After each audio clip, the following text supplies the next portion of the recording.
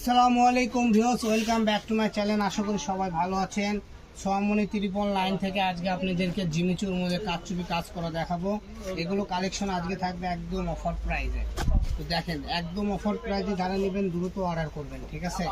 এই যে দেখেন কত সুন্দর সুন্দর কালেকশন। এগুলোর দাম থাকবে আজকে আমরা বিক্রি করি 300-350, আজকে অফার দাম মাত্র 150 টাকা, ঠিক আছে?